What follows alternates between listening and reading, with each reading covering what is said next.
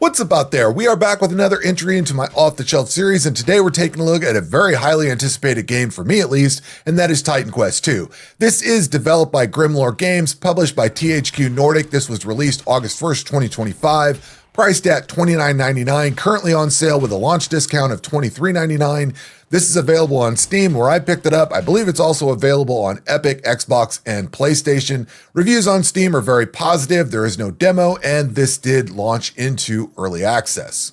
Before we dive into my thoughts on Titan Quest II, I think it's absolutely worth stopping and answering the question of whether you need to have played Titan Quest I in order to follow the story and enjoy Titan Quest II. The simple answer is no. Titan Quest II looks to have its own standalone story and just kind of be on its own. That said, the more nuanced answer is that Titan Quest I is, I think, available on consoles. It's definitely available on Steam. If you pick up the Anniversary Edition, you can get that fairly cheap. It's basically the contained game of the base game and the first expansion, which is like the full story, I think. There are two expansions that come after that, so you have to beat all of that content in order to access the Eternal Embers and Ragnarok expansions. So I haven't got to those yet. I'm still stuck on the final boss of everything. There's also the Atlantis expansion, but it just kind of adds some side story stuff. So if you wanted to check out the original Titan Quest, I would absolutely recommend the Anniversary Edition. And you can stop there. You don't necessarily have to buy all the expansions to it, but the expansions add more content to the game if you end up enjoying it.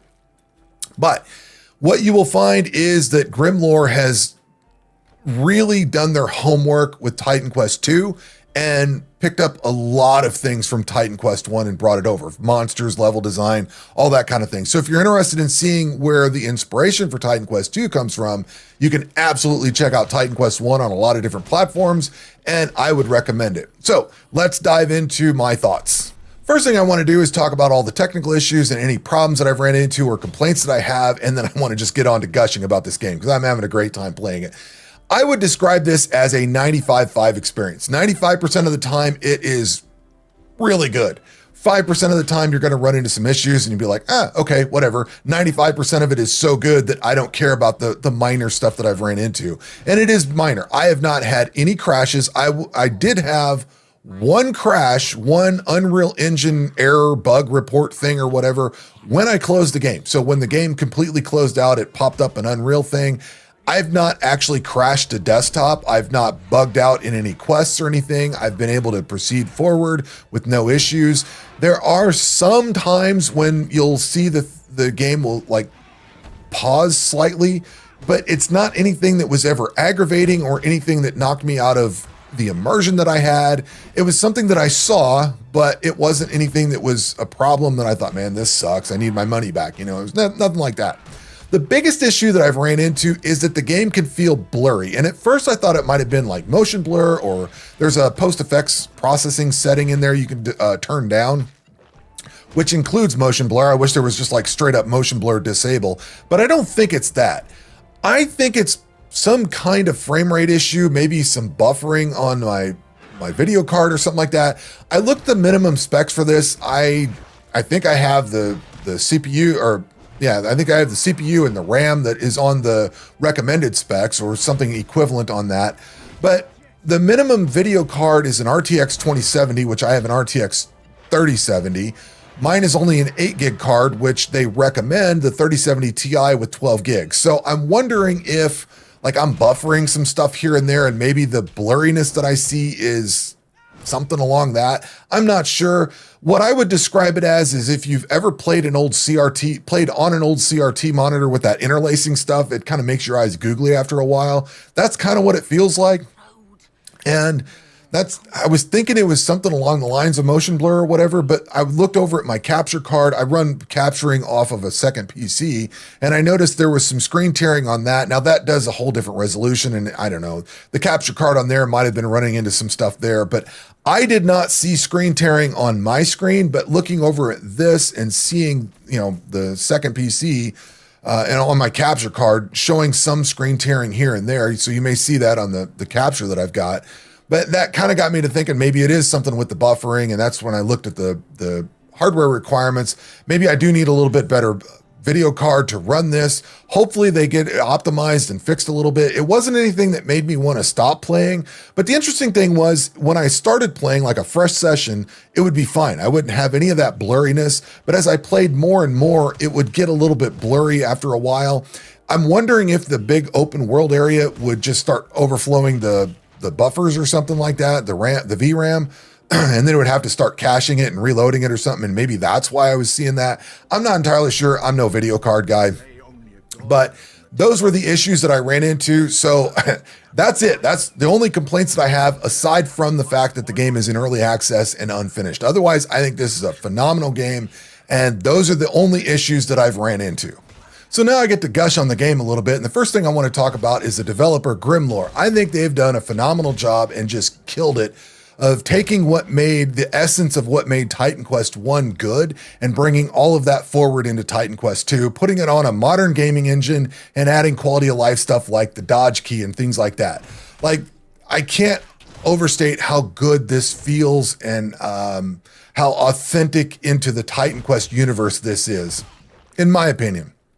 So one of the things that I noticed about Titan Quest and it's what I'm going to call the if you can see it, you can get to it idea, a little design tenet or whatever. So for instance, you're on the Great Wall of China at some point, and when you're cruising and winding around on it, you'll see off in the distance some of the other parts of the wall. It seems distant and it seems like, well, it's far away, I won't ever get there, and there's some monsters on it. But as you wind through it, you end up over at it. Or you'll be up on a cliff overlooking a village or something like that, and you'll get over to it. Well, they've carried all of that into Titan Quest 2. There's so many times you'll be sitting up on a ledge and you look over at a village down in the little valley or whatever, and you can see it out in the distance, or you're up fairly high and there's like cliffs or something and you're looking down. Most of the time you can get to whatever you see off in that. I mean, sure, there's some background stuff there that's just scenery, but a lot of times you can actually get over to it. And that's something they did in the original game that these guys have carried over into this game. A really good sense of elevation and depth and distance to things. And like I said, if you see it, you can get to it. And I will say that this is not as linear as the original Titan Quest. Like, there would be a start point and an end point, to the area you were in, and you might wind around in it, but it was generally a linear from here to there, and that was kind of it. This game's more of a big circle. It's not an open world, but it's open-ish. So it's wide, not necessarily just narrow lanes that you're going through. There's, in the original game, you had like side caves, side dungeons, things like that. You'll find a lot of the same things here. There'll be people that are quest givers say, hey, I need something done. A lot of the quests are varied. Same thing as the original. You don't do the same thing over and over again. It's not go here, kill 20 of these. It's nothing like that. Usually it's somebody wants you to go grab something, go kill a big boss monster or something like that. So there's a lot of quest variety, which again follows the way the original Titan Quest was. Monster density and variety is pretty much on par with Titan Quest 1. The way Titan Quest 1 was set up, if you've never played it, is you started off in Greece, then you went to Egypt, and then I can't remember where you ended up, like Babylon or something like that. You went all globetrotting, basically all over the place. So each one of those acts took place in a different area, and like you had stuff that was monsters that were appropriate for that area. So you didn't have mummies in Act 1, you had mummies in Act 2 where the pyramids were in Egypt. So this feels authentic to that. Like, you've got a lot of spiders, some bandits and things like that. You're going to see a lot of the same monsters over and over again. So there's probably, I don't know, a dozen or 15 different monster types. So you will see a lot of the same monsters over and over again, but this feels on par with the way Titan Quest 1 was, and the pack density in everywhere feels very similar to the way Titan Quest 1 was. You'll run into a pack of monsters, you'll go a few feet, run into another pack. It's not like Path of Exile where there's just thousands of monsters swarming you constantly. It's fairly similar to the way Titan Quest 1 is. The big boss fights, there's only 2 or 3 big boss fights so far, and those are pretty much the way Titan Quest 1 was. The big complaint that I had with Titan Quest 1 is you didn't have a dodge button. So there'd be a lot of big AoEs coming out and you had to anticipate those and run away. In this game, you've got a dodge button. So while the boss fights are fairly similar to the way they were in Titan Quest 1, you actually have tools to get away and get out of the AoEs and stuff like that. Voice work. Oh my God. The original Titan Quest was fully voice acted all the way throughout. This game is also fully voice acted as far as I can see. And while, you know, your typical ARPG story is like, whatever, just throw that out. I just want to go kill stuff. The story is there to propel you forward through the different environments and give you a reason for doing what you're doing.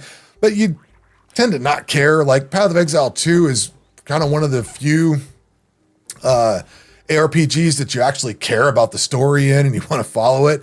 This one, I don't necessarily care about the story. The story's kind of disposable. You're out fighting a god, you know, blah, blah, blah.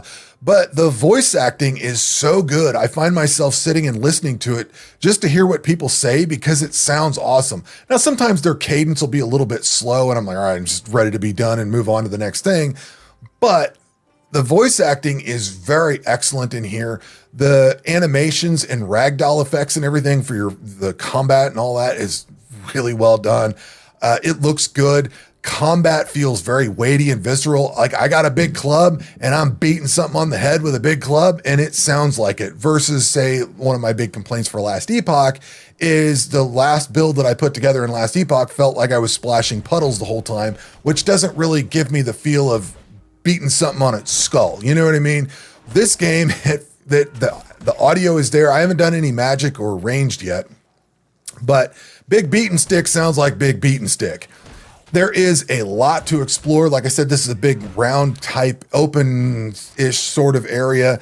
I was doing some, I finished the game yesterday. I finished what's available in early access yesterday, and I was going back and cleaning up some stuff today. I found a whole bunch of other really cool stuff that I just hadn't gotten over to.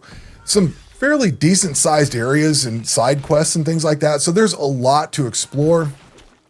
And the side quests are pretty varied. Like you'll have somebody says, go find me this. Somebody else might say, go collect so many of that. You don't get the go kill 20 of these monsters and come back to me. It's nothing like that. But you do get go kill this boss monster somewhere. So you'll get something like that. But the quests are very varied. There's a good variety to them. As you're going around the open world, there's plenty of portals around, so you don't necessarily have to backtrack too much. You will have to backtrack, and you don't get the portal to right where you need to go, but there's a good variety of waypoints throughout so that you can just get where you need to go fairly quickly. The big problem that I ran into is because the world is basically a big circle, you're not following it down a linear path. So you may walk a few feet away from a portal and not realize it. And then a lot of times I would try to end my session by finding a portal. So I would play until I found one, and I'd play a little bit extra time, extra 20 minutes or something like that until I found a portal so that I could just easily get back to where I was and not have to do a lot of walking. So there are a lot of portals. They're fairly easy to find and they're fairly well spaced out. But given that this is a big open area, you'll walk past them and not even realize it. There is some form of a day-night cycle. I don't know if it's important yet. There were a few things that I like, maybe a headstone or something, or a plaque somewhere that said, if you come back and do something at night, it gives you a reward or something like that. I wasn't quite sure if that was like for some worshipers, or if that was telling me that if I did something at nighttime, I would get a reward. But there is a day-night cycle. It is kind of cool. You will see it go through. I don't know if it just passes as you play, if it's when you're in certain areas or whatever. I'm not exactly sure, but there is a day-night cycle.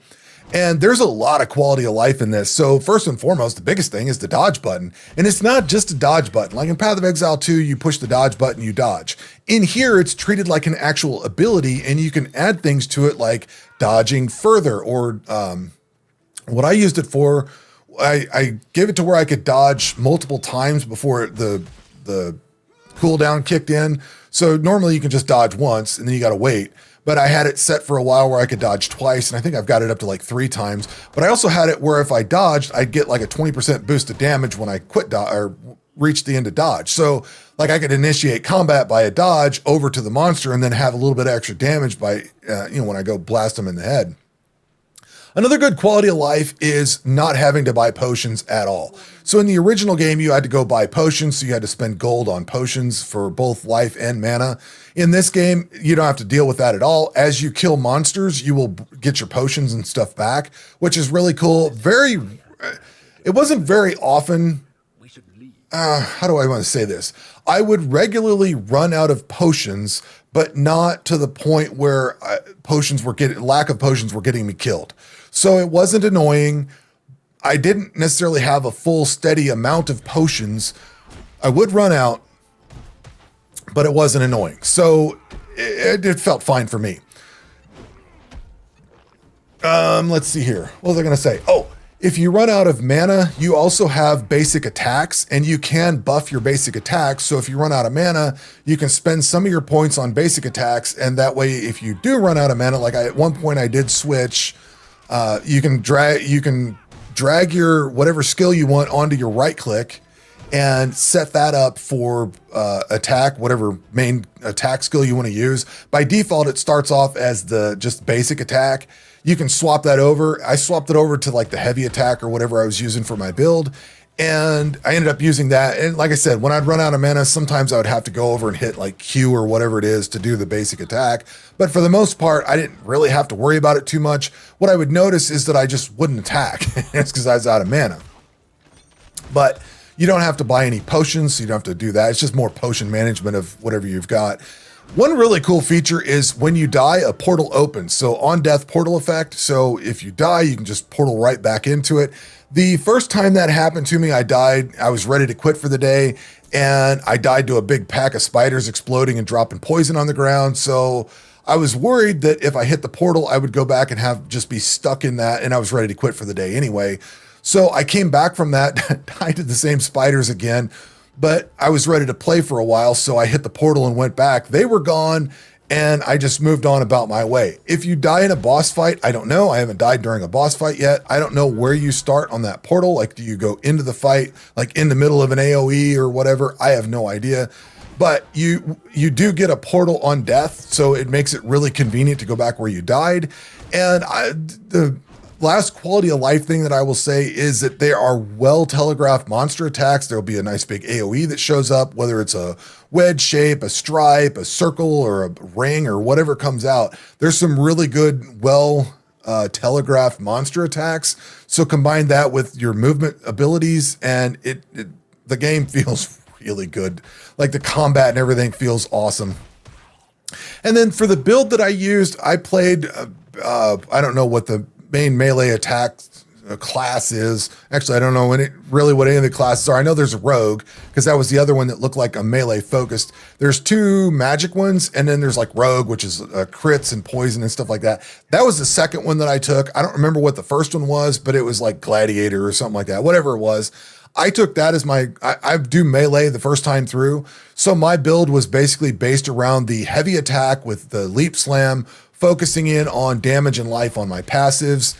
And the only real complaint that I have is you'll get a big notice that it says you've leveled up. But after that, there's like in Diablo, you'll get like a red point and a blue point, or a red plus and a blue plus or something like that. I can't remember exactly what they are, but they'll sit up on your screen reminding you that you have attributes and skill points to apply. This game puts little dots up in the upper left corner. Like it's there, but it doesn't really remind you all that well. And they go away, but they're so small and up in the corner, you kind of don't notice them. And you'll get passive points and stuff from various quests and things like that. So stuff will just pop up there, and you'll forget about it. And then you'll glance up and you're like, oh, hey, I got some points to go put in. So I think they could do a little bit better on that. But really, that's the only complaint that I have. You can respec fairly easily. Like you can just, I think you can right click on the skill you're using and take points away from it. If you want to respec your attribute points and stuff like that, there's a whole shrine for that.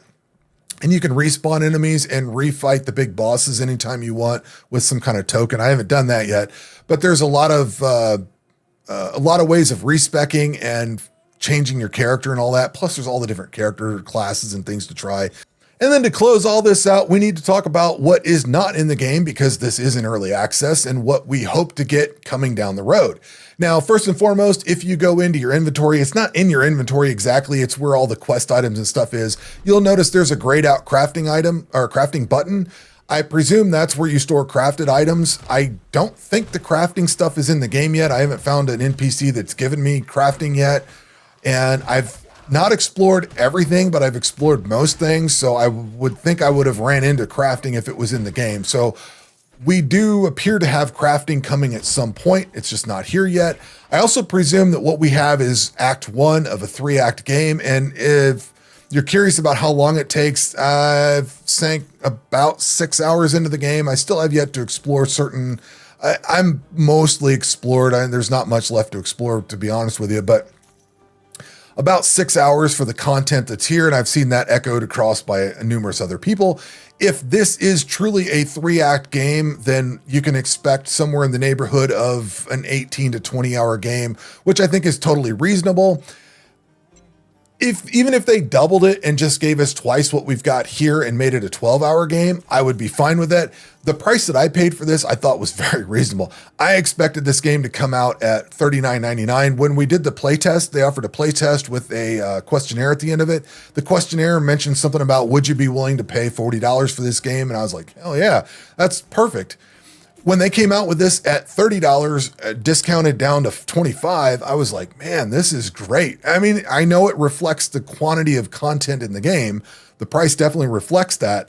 But if I get on this for $25 for a 3-act game, it's well worth it. So I'm anticipating a 3-act game, and I'm expecting anywhere from 12 to 20 hour campaign for one playthrough. Now you can play multiple characters through it and try different classes and class combinations and all that stuff. So there's decent amount of replayability. Currently, we only have 4 classes. I looked around. I didn't see them mentioning anything about other biomes, how many acts there were going to be, how many different classes there were going to be.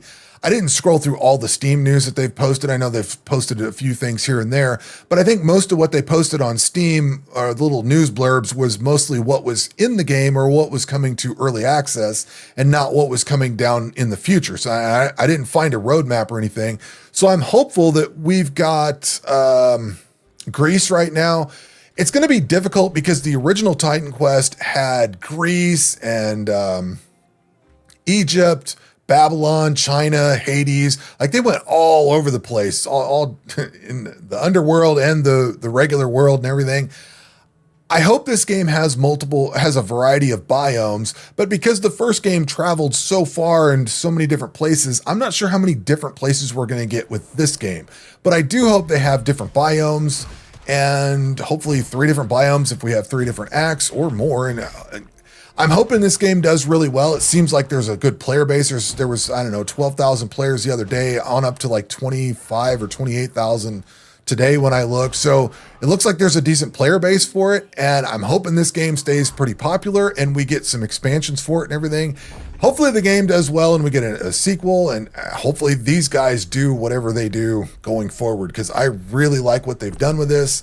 And I'll just close it out and say, I think this is fantastic. And for the price that it's at, I am a very happy customer, and I am very excited for the future prospects for Titan Quest 2. But anyway, that's going to do it for this video. We will catch you on the next one. Take care.